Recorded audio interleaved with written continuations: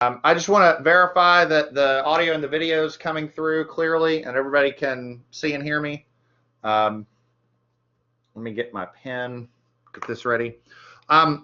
Here's what I want to do today. I want to talk about one of the first purely civil engineering topics that we've had. I mean, up until now, we haven't really talked about civil engineering. I mean, we were talking about statics, dynamics, deformables, and that's not really civil engineering. So let's actually get into some civil. And so we're going to talk about land surveying. The reason, or geomatics, I know we call that class geomatics here at Marshall, but I still haven't gotten used to that name. I want to show you this, and I really want to press on this a little bit because last week, if you remember, I had asked for some discussion on teams and we really didn't get much. And I want to sort of represent this idea, and I really want to open this up to really the floor. Okay, so the orange topics that you see on this chart are the ones that we've already done, or after today, we'll have already completed. Now, I want to show you what I did because Farah had a really good point. She said, I want to cover the topics that have the most questions on it. So what I did is I took your preference poll and I sort of color-coded it. So if you look at the bars on this chart, the ones that are really dark are the ones that have a lot of questions on it, and the ones that are light don't really have that many at all. So, like, for example, one thing that I would suggest just looking at this poll is that we don't cover ethics, because not only was there not much interest in covering ethics in the class, but it's not a very big topic on the exam. It only has 4 to 6 questions. Whereas geotech had some interest, and it's a pretty big section on the exam, so it might be worth covering. Now, there's going to be some discussion that goes with this because, for instance, let's take structural engineering. Okay, I can't do structural engineering in 1 week. Typically, what I'll do is do structural analysis one day and then steel and concrete the next day. And not everybody's had steel and concrete. I know that a lot of you have had concrete.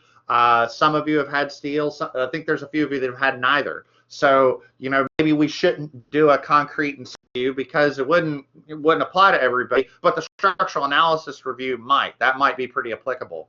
Geotech we could probably do for most of the people in the class, but we are getting to a point where we kind of have to discuss what topics we want to review with the time that we have. And so I'm not going to, if you got any questions, we can open it up, but I want to go to teams on this. Again, I want your feedback. If not, I'm just going to call the ball, and I don't really like doing that because this is your review and I want you all to have a say in what we cover. And I know you did with the preference poll, but I kind of want to feed you I wanted to feed you a bit more data with the size of the topics on the exam, and then let you sort of use that to illustrate what you want to cover for the next couple weeks. Now, we're not going to do FE review for the entirety of the semester. There are some topics I want to cover outside of just FE review, but that's just something to keep in mind.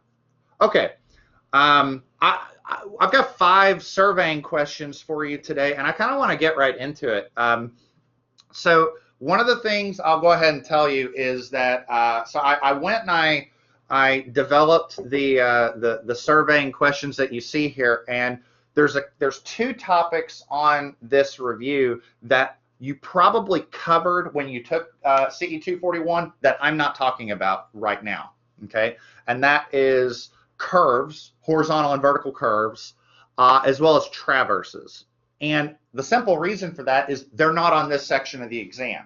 Now, horizontal and vertical curves, are they on the exam? Yes, they are. They're in the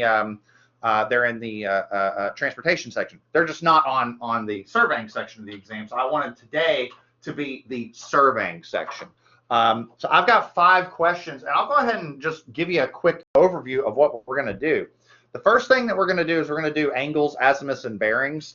So this is where you take angles to the right, and you have a traverse, and you're going through and determining what's the bearing of a given angle. And so when I say that there's no traverses on this review, what I mean is like northings and eastings and corrections and stuff like that. We're not doing that, but we are going to be doing the angles part of it.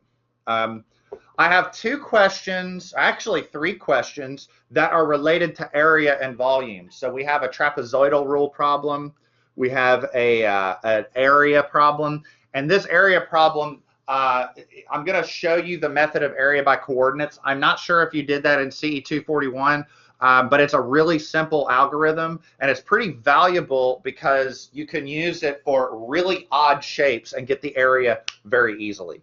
We're going to do an earthwork problem, a cut and fill problem, and I'm going to sort of cheat a little bit on this problem, but it's not really going to affect the final answer all that much, especially considering the choices. But we'll get to that as we get to it. And then finally, we're going to do a differential level because that is, that's a pretty typical problem on the exam. And so between these 5 problems, that's pretty much the surveying section. I mean, there's, this is a review session. We obviously we're not going to cover every single thing that you covered in CE 241 in the space of 50 minutes, but it's enough that we can get a handle on what we're talking about. So let me close this and let me share the screen. Whew. I need my coffee.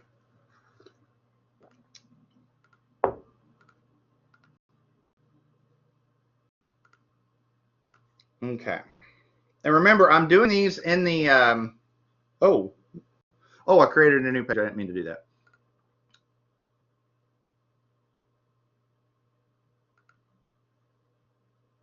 Okay. I meant to do that.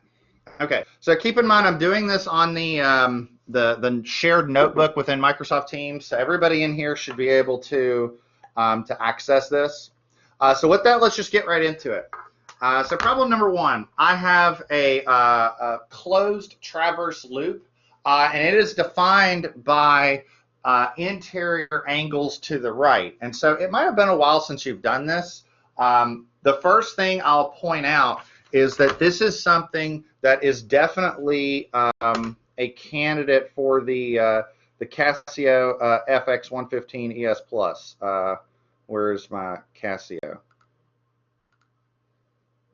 I'm going to pull the Casio emulator up here because I may use this here in a second. But here's the problem. And so the first thing that we're going to do is, we're going to recognize what we know and what we don't. We know the bearing of this line right here, this AB, and we're trying to determine the bearing of this line. Now, I'm looking at the choices, and I'm looking at line DE. Let's just make sure everybody's paying attention. Is there any choice that I can eliminate right now? Just by looking at it. It's not D, exactly right. It's not southeast. It's got to be southwest. So there we go. Okay. Now, before we chug into this, let's see. So we do know that the bearing of AB is north, and it's 41 degrees, 35 minutes east. And so does anybody remember how we write that as an azimuth? Remember, when we write azimuths when we write azimuths, we always reference the angle starting from the north direction and then going clockwise. So that's a little different than what you do in like math and trig. In math and trig, 0 degrees starts from the x-axis and goes counterclockwise. So does anybody know what this is going to be? Remember, here's your coordinate system: north, south, west, east. And whenever you have a line, and let's say this, and you want to determine what's the azimuth, you always, that's your azimuth angle right there. So if this is your bearing, what's the azimuth?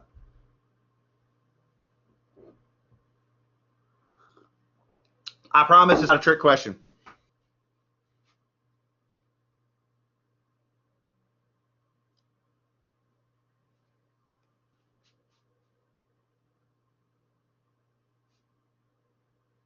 There we go. Thank you. It's just 41 degrees, 35 minutes. Exactly right. Okay. Now, let's see if you all remember how to do this angle to the right business. So we have AB, and it's 41.35. And sometimes I'll just write that, with dashes, because sometimes I find that easier than writing the degree and minute sign. Now, if we've got AB, we want to sort of do this, in a traverse pattern. So we want to ultimately find, BC, and then find CD, and then find DE.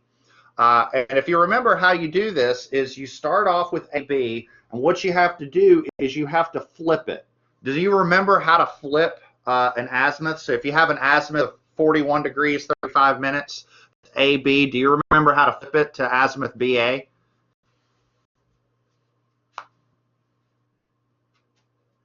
Anybody remember how to do that? Here, I'll won't do the shorthand. I'll do the signs. There we go. Yeah, you add 180 degrees, right? Because if AB is 41 degrees, then BA, so 41 plus, so here, 41 plus 180, that's 221. So BA is 221 degrees, 35 minutes. Okay. And as Mr. Clark said, he's exactly right. You can also subtract. So if the azimuth is over 180 degrees, you can subtract. Okay, and so I've got azimuth BA, and so now I can add angle B. Now angle B is, according to the image, that's that right there. So that's 129 degrees, 11 minutes. And if you recall, you can do this in your handy dandy Casio FX 115 ES Plus. If I pop-up display, let's make the pop-up display a little bigger so you can kind of see what I'm doing here.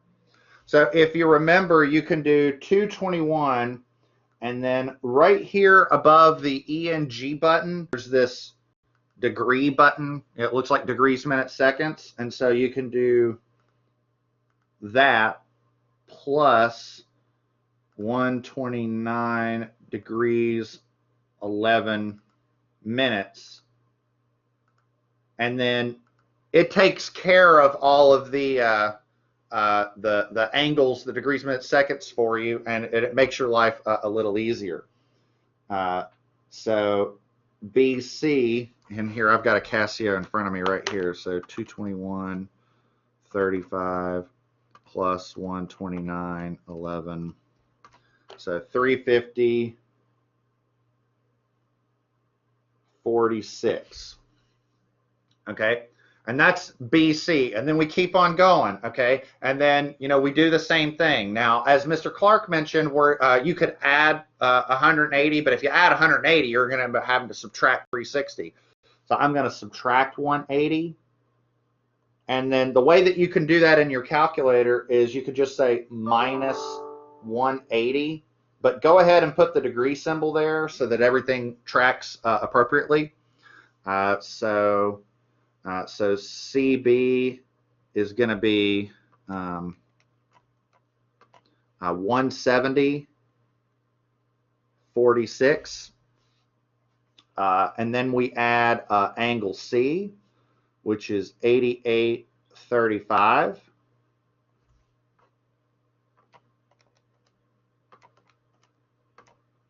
All right. Okay, I'm getting, well, I'll tell you what, does anybody I'm going to make sure that you all are going with me on this. Can anybody tell me what you're getting for CD? All right, 259.21. All right, that's what I got. Okay, and then, we keep on trucking, so we subtract, or take off 180 for that. So we get DC. Okay, and so that's 79. And then we add angle D. I'm going to have to move that second question down. Angle D is that one right there, and so that's 132.30. And so we get DE is 211.51. Okay. Let me give me a sec. Let me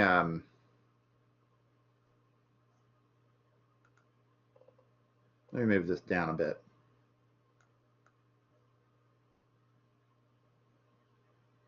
My apologies. Okay. So the azimuth for DE is 211 degrees 51 minutes. Okay, and so if I plot that,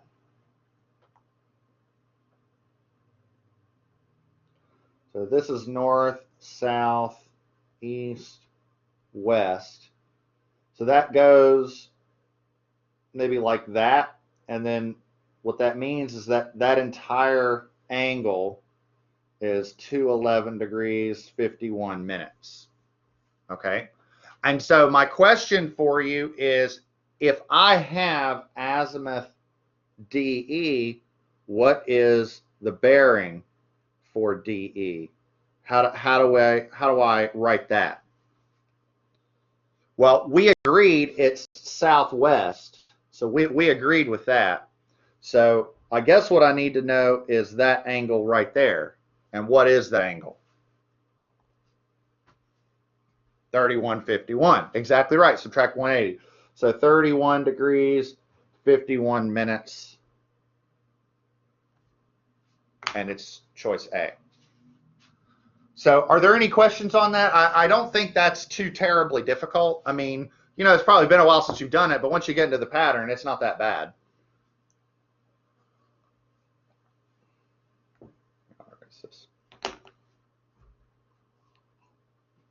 So I think that's a nice little exercise to sort of shake the rust off. All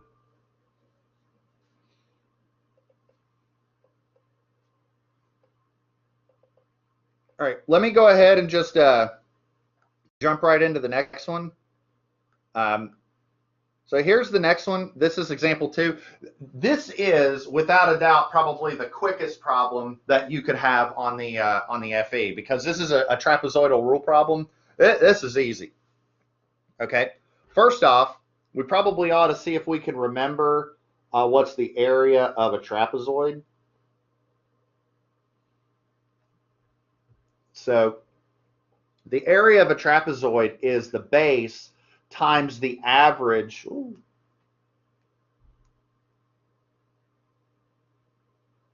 of the two heights. And so you could do this problem a number of ways. First off, there is an algorithm that's present in the FE reference manual, where what you do is you take like half that height and then a full value to these, a full and then half a value for that's like half of this, half of that, and then one of each of these. Or you could just look at it and recognize that they're all trapezoids, and you could ask yourself, okay, hold on, what is the area of each of these, and just add them up. My eraser doesn't like me. Hold on.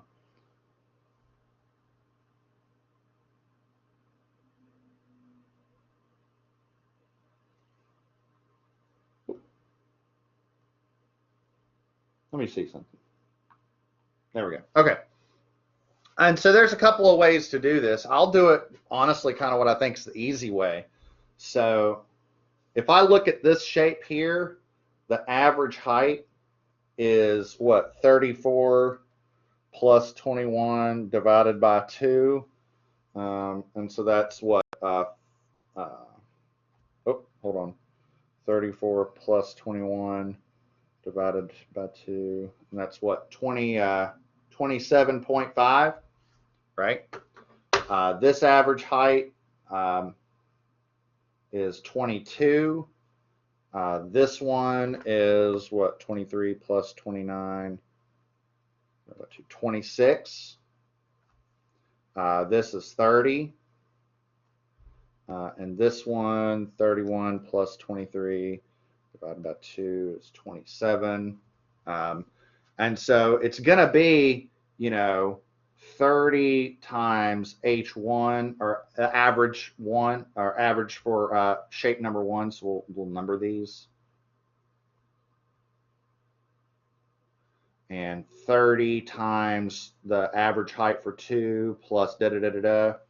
And that's just going to be 30 times the sum of all those heights. So what do I do? Let's see. 27.5 plus 22 plus 26 plus 30 plus 27 times 30.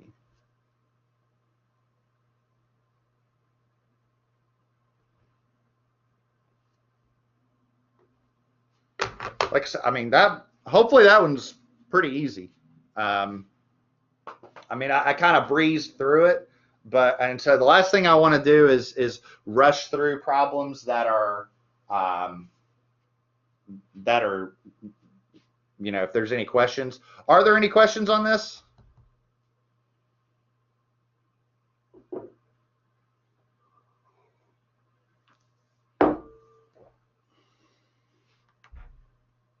Good deal. Okay. This one, I like this problem. I really do. This is a method of area by coordinates. And so I think I saw something in the chat that you were shown this algorithm when you took geomatics. But I want to show it to you just in case. There's a very good chance you could have a problem like this on the exam. First off, before we jump into this, you actually don't need the area by coordinates method to determine the area of this shaded region, because it's just a bunch of rectangles and triangles, right? You could look at this region right here. Actually, let me get out of full screen. Let me do some color here. So first thing is you could just look at, let's say, this region right here, and you could shade this in, and you could say, what is the area of that? Well, it's 6 wide and it's 2 tall, and so the area is 12. And then you could say, well, what about this this blue triangle right there? What about that region? Actually, that shading's horrible. Let me do a little better on that. What about this shaded region? What about that triangle? Well, it's 6 wide, 1 tall, so the area is 3. And what about this region right there? What about that? That shaded region. So it's 1 tall and it's what, 3.5 wide. So the area is what, 1.75. Base times height over 2. And so summing those, I get 12 plus 3 plus 1.75 is 16.75. So let's just, accept the fact that your answer's B. We already know that. But that's not the point of the problem. The point of the problem is let's actually use the method of coordinates or the area by coordinates method in order to determine this area. And it's a pretty straightforward algorithm. And again, the benefit is, what if you have a shape, like that, or something weird that's a bunch of straight line segments. How do you determine the area of that? Well, you can determine the area of this the same as you would the shaded region here. So in order to determine the area of this segment by coordinates, what we're going to need first off are the X and Y coordinates for each of these points. Okay, and so this one's going to be what, 0, 1, 0, 3. That's going to be, what is that, 2, 4. This is going to be, what is that, 6, 3. Actually, let me put the parentheses first. That's going to be 6, 1. This is going to be, actually, that's 3.5, 1. And this one right here is, what is that, 1.5, comma 0. Did I get those right? Did I just breezed through them. I don't, do I have an error there?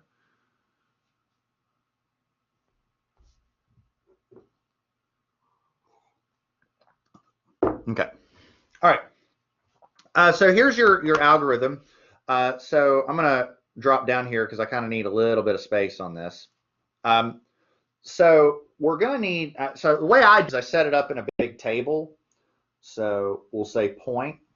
And it doesn't matter which point you start with. You could start with point F if you wanted, or point D. It really doesn't matter. But what you need to do is you need to start with a given point. So let's just go by the alphabet. Let's start with point A. Actually, let me lower this again. I'm going to need a little bit more room. Okay. So the big thing is you have to, whatever point you start with, you have to end back at that point. So we need to do like point A, B, C, D, E, F, G, and then we have to go back to A. Okay, so whatever point you start with, you have to end back at that point. So if you started with F, it would be F, G, A, B, C, D, E, and then back to F. And then what you do is you write your X and Y coordinates for each of those points. And so what do we have? We have 0, 1, 0, 3, 2, 4, 6, 3, 6, 1, 3.5, 1, 1.5, and 0, and then back to 0, 1.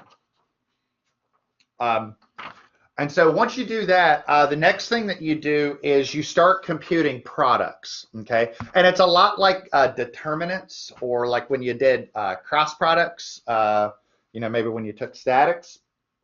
And so the way that I do this is I set up 2 columns. And so if you follow like how you did like a determinant, like, if you have like a 2 by 2, like an A, B, C, D, you take your products this way, and then you subtract your products that way. And so what we'll do is we'll say that all of our products this way, we're going to take those as positive, and all our products this way, we'll take them as negative. Although I just do the signs later. Okay, so let's take point A and B. So between points A and B, we'll have the product this way, which is 3 times 0, which is 0. And then the product this way, 1 times 0, which is also 0. Okay.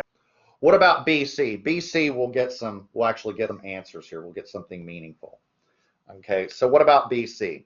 Well, 4 times 0, that's 0. 3 times 2, that's 6. Okay. And then what about these? 2 times 3 is 6. 4 times 6 is 24. What about this? 6 times 1 is 6. 3 times 6 is 18. What about that? 6 times 1 is 6. This is 3.5. What about right here? This is 0. This is 1.5. And then 1.5 and 0. Everybody following with me? And then what we do from there is we compute our, there's, maybe I shouldn't call it AI, maybe I'll just call it difference. And our difference is we basically just take the first column minus the second column. So in other words, we take the left product as positive and the right product as negative. So 0 minus 0 is 0.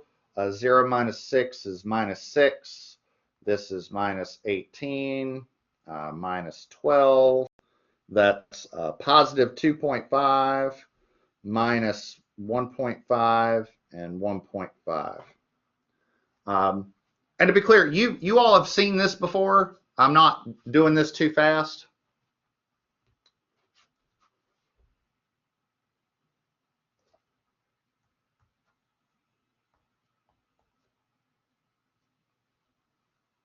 It's been a while. Okay.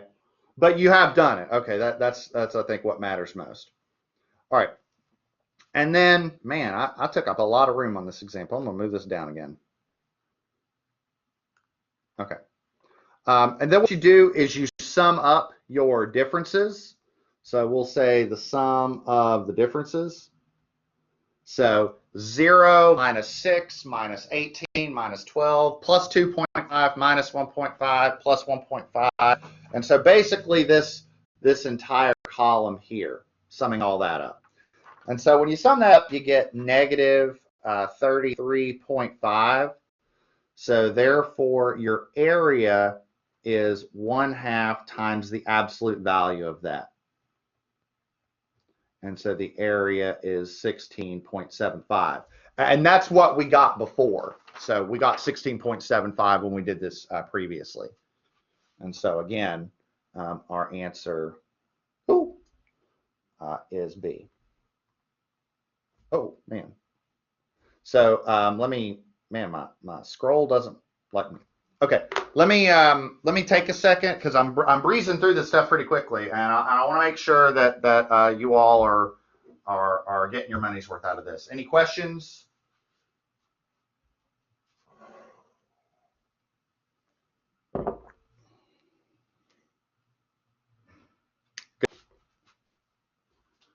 If something pops up like that on the FE stating to use a certain method, do we have to do that or use the first? That's a great question. And generally, the FE doesn't tell you how to do a problem. It just asks you for the problem. I did that during the review because I wanted to review this method by coordinate process. But a lot of times it doesn't tell you. Now, there are some caveats to that. So, for example, in geotech land, it might tell you use Boussinesq or Westergaard, or in surveying land, like if you're determining an area, it might say use a trapezoidal rule or use Simpson's rule or something like that. But generally, it does not. Now, and if it does, let me say this though. If it does, if the FE tells you like you need to do the problem this way, it tends to be because it's trying to guide you towards the process that you have to use to get the right answer. So let me give you a clear example of that. If you're doing, let's say, a soil classification problem, you all know from geotech that there's multiple ways that you can classify a soil, right? You have ASHTO method, you have USCS method, all that stuff. Well, I mean, you have to know what method to classify based off of, or it's not going to be the same answer, right? Your categories are they're just determined differently. So you kind of have to know. But for this, like you didn't, for this particular problem, you really didn't have to know, like I want to do it method by coordinates, or I want to do it just looking at the image. Like if I was doing this problem on the exam, I would take one look at the image and say, that's just rectangles and triangles. I'm just going to compute the area and move on. Because I mean, the answer sheet, the A, B, C, D, the little bubble that you fill in, it doesn't care what way you did the problem. So I would probably just, do what I did at the beginning, where I shaded the rectangles and triangles and just went with it and moved on.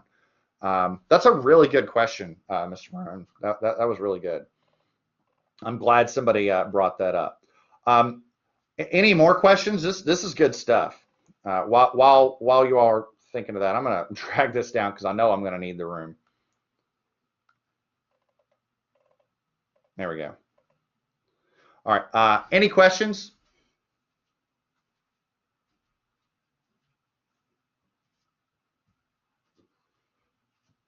All right. This problem, I kind of like this problem because not only is this an earthwork problem, but it brings something up which you as engineers need to be able to navigate, and that is stationing. You all should know by now that a station equals 100 feet. So, if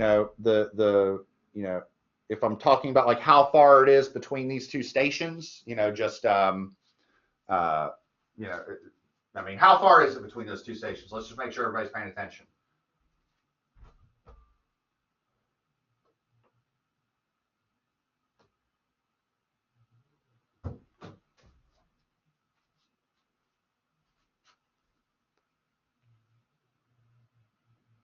No, it's 11. There we go. Yeah, no, you caught it. You caught it. Yeah, no, that's 11 feet. So, and that's going to matter for this problem because you're gonna need that in order to you're going to need that knowledge in order to navigate not just this problem, but different sections on the exam. This section, your transportation section. I mean, at a minimum, you need to know stationing for curves, for horizontal and vertical curves, and all that stuff. So just make sure that you're comfortable with that. One of the problems, I'll go ahead and tell you, I haven't yet uploaded your quiz yet, but one of the quiz problems that I'm giving you, and I'll just go ahead and tell you, is going to be a problem like one of the ones that we did up here, but it's going to throw stationing into the mix. And so you're going to need to understand stationing in order to assess it. Okay. Earthwork quantities for a section of roadway indicate a transition from fill to cut. The following areas are scaled from the printed cross sections using average end areas. What is most nearly the required fill volume for this project? And so when we say average end areas, what we mean is, I have some, blob here with area 1 and some blob here with area 2. And if I want to determine the volume between those shapes, the volume is the average area times the length, whatever the length is between the two shapes. And I'll go ahead and tell you, this is kind of cheating a little bit, and I'll explain why in a bit, because technically some of these sections are not like, really we probably should be using like the area of a cone, but I'm kind of skipping that because if you look at the ranges, like they're so far apart that it doesn't really matter. But I'll show you that in a little bit. Okay. Oh goodness, man. That's one thing I don't like about OneNote is it, like, when you start scrolling, it just goes away with you.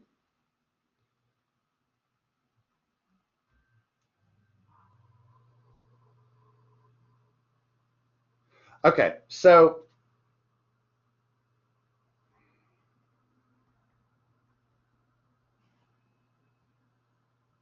all right, so let me fill in some station data here. So we have 5 stations on this problem.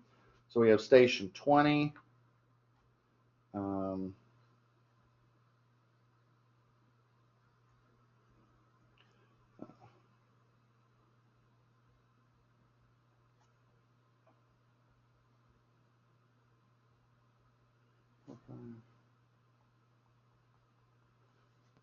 2040. Okay, and we've been given some cut areas and some fill areas, okay, area cut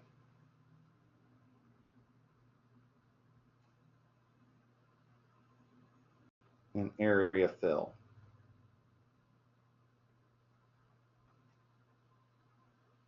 And what we're told on this problem is that we don't have anything here, don't have anything here, but this one is 154.14. This is 696.75. This is 2017.37. And then fill is 1864.42, 468.88. This is 103.66, and then nothing here and nothing here. So the way I kind of interpret this project is, this is a roadway project. So, let's say this is what we want the road to look like at the end. So this is station 20 plus 00, and this is station 20 plus 40. This is the beginning and the end of that project.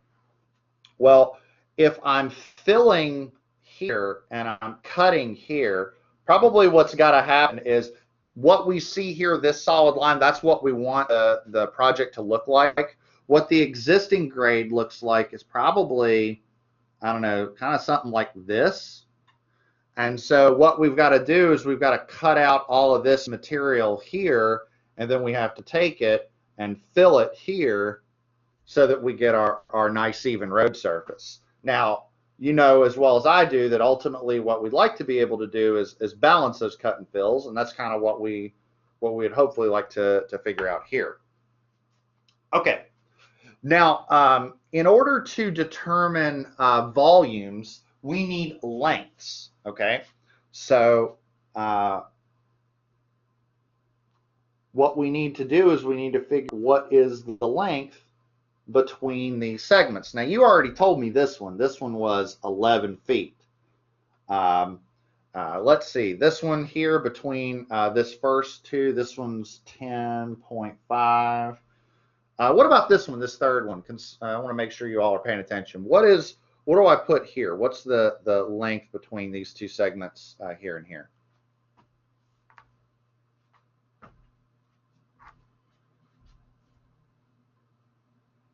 6.95, there we go. And I'll go ahead and do this next one. This next one's 11.55.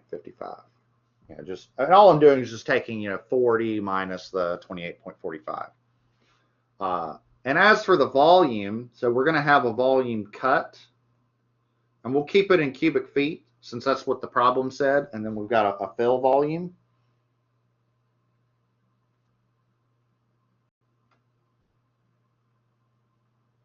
All right, so let's take the fill volume first, because I'm going to start at the top and work my way down, and I'm going to ask for your help on this. So we're trying to figure out the value that goes right here and the value that goes right here.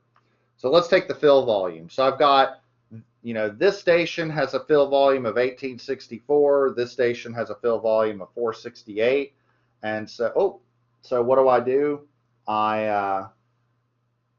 I take the average of those two, multiply it by 10.5, and so what goes right there?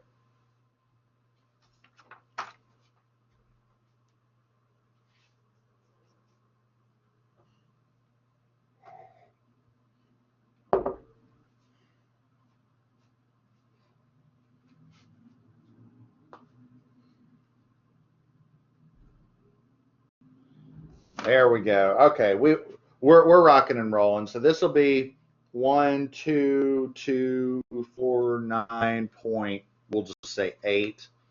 And this one's going to be 0 because there's no cut and fill there. And then we can keep on chugging. Oh, yeah.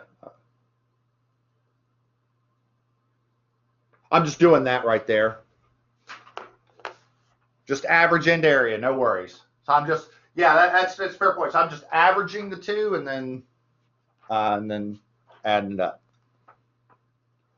In fact, keep in mind, let's talk about. In fact, Ferry, you indirectly brought up a good point.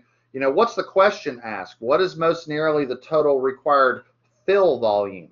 It didn't ask for the cut volume. So honestly, if we're talking about test taking strategies, I don't need to fill in this column at all. I mean, it'd be nice to, but I don't have to in order to navigate the problem. Really, all I need to do is do 2 more. So if I've got the 12.4, the 12249.8, what goes here? Well, I'm going to average this one and this one. And so what do I get there? There we go. So 3148.97, and maybe I'll put another 3 there just so I'm keeping track. And then this one, now what about here?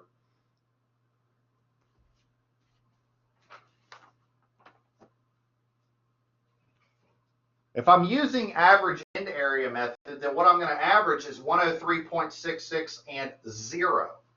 Okay. Because this value here, that's 0.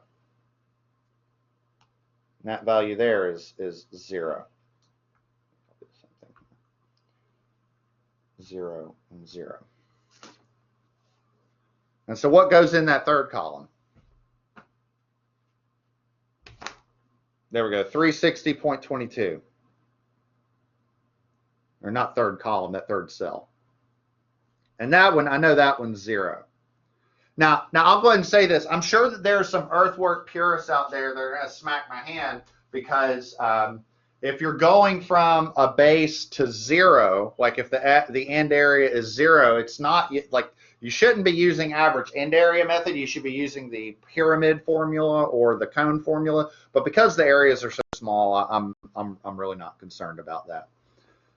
Okay, so we sum all these up. So 12249 plus 3148 plus 36022. When you sum all that up, you get 15,759 essentially cubic feet. And there we go.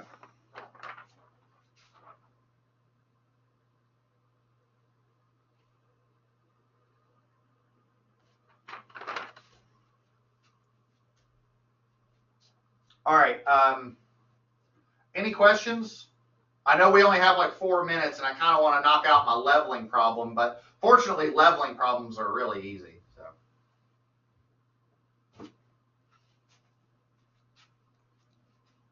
All right, let's see if we can knock out this leveling problem super quick. So, what is most nearly the adjusted elevation benchmark 2? Okay, so I probably should have put here like equal adjustments, but you can't really do weighted adjustments without distance readings anyway. So this is going to be pretty easy. Okay, so follow along with me. I think you'll find this is pretty simple. So let's see if y'all remember this. So I start off with a benchmark with a known elevation of 100 feet, and then I take a back site reading of 5.51. So that tells me that the instrument height right there is 105.51. And then I take my foresight measurement, that's 3.25. I subtract that, that gives me 102.26. Okay, and then I keep on with that pattern. I add my back sight of 6.53 to get 108.79. Subtract off my foresight to get 98.29.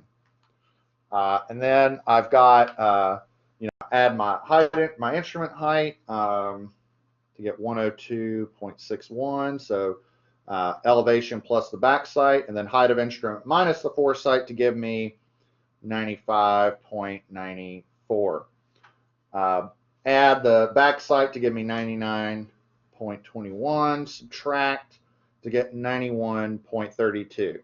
So right off the bat, this is a trash survey because, I mean, it's off by like 8 feet.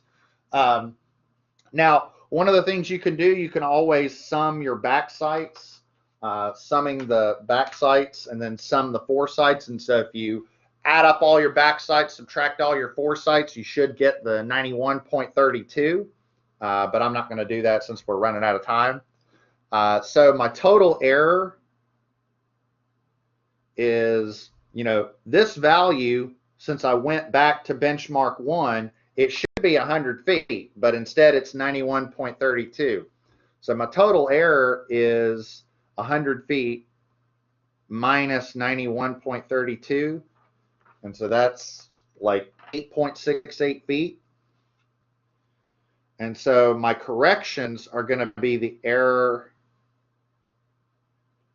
divided by 4. Why am I dividing it by 4? Because there's 1, 2, 3, 4 successive corrections that I got to fix. And so take that error, divide it by 4, you get 2.17 feet. And so you all probably ought to remember this from land surveying. I've got my my benchmark. When it was all said and done, the elevation of that benchmark was too low, so I need to add those corrections. And if you remember, a quick way of doing that is just to add delta, 2 deltas, 3 deltas, 4 deltas. Right? So if I take my first 102.26, add one of these deltas, I get 104.43. 98.29 plus 2 deltas, I get 102.63, which that's our answer. But if I keep going, this is 102.45, and this is 100 even. And so problem asks, what is the adjusted elevation of benchmark 2? That's the adjusted elevation of benchmark 2. That was quick, I know. I know I rushed through that, and I don't like doing that, but I know we were running out of time. That's one of the things that kind of sucked about when we took the seminar and moved it in the middle of the day. Like, I have class in 10 minutes, so I had to rush through it. But yeah, are there any questions about this? I mean, I know it's probably been a while, but that's the thing about land surveying calcs, is that fortunately they're not hard. They're pretty easy.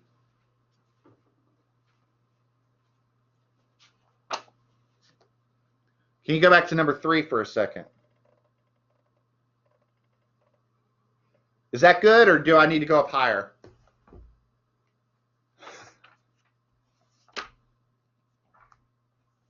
You tell them that, Mr. Marone. I'm not telling them that. Oh.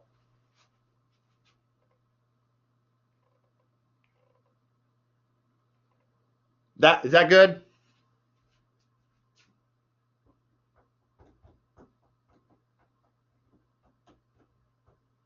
No worries. I'll leave it up here for a minute. While I'm leaving it up here, any other questions?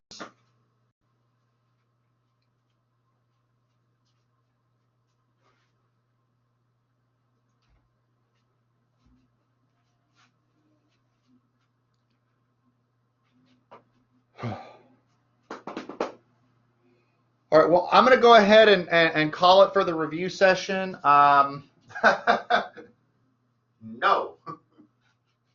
Yeah, that's a negative on that one. R5, you mean problem 5?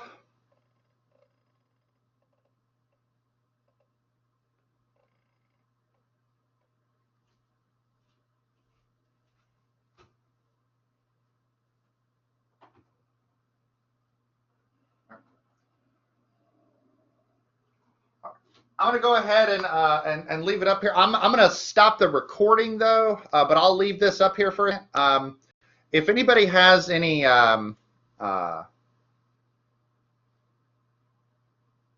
that's me, because it's a pun. Because I you all know I'm a dork,